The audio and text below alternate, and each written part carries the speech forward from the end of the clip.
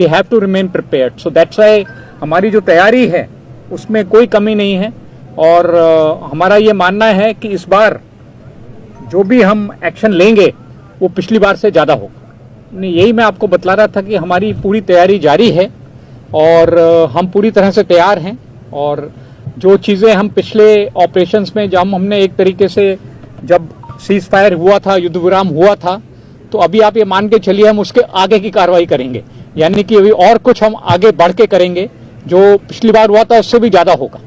उसमें जब तक बदलाव नहीं आएगा तब तक इस तरह की जो वो कार्रवाई करता है वो करता रह सकता है, क्योंकि उसके पास अभी हमसे युद्ध लड़ने की क्षमता नहीं है, वो लड़ाई नहीं लड़ना चाहता है। उसका तो जैसे उसने पॉलिसी बनाई है अपनी कि ब्लीड इंडिया थ्रू 1000 कट्स, छोटे छोटे कहीं ना कहीं वो इस तरह की कार्रवाई करता रहेगा।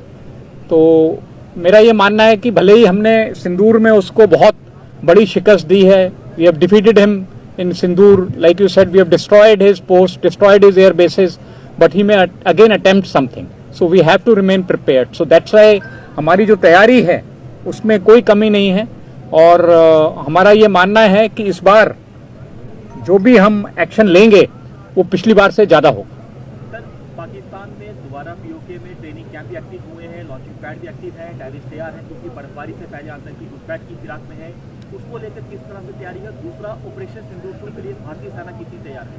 नहीं, यही मैं आपको बतला रहा था कि हमारी पूरी तैयारी जारी है और हम पूरी तरह से तैयार हैं और जो चीज़ें हम पिछले ऑपरेशंस में जब हमने एक तरीके से जब सीज फायर हुआ था, युद्ध विराम हुआ था, तो अभी आप ये मान के चलिए हम उसके आगे की कार्रवाई करेंगे, यानी कि अभी और कुछ हम आगे बढ़ के करेंगे जो पिछली बार हुआ था उससे भी ज़्यादा होगा।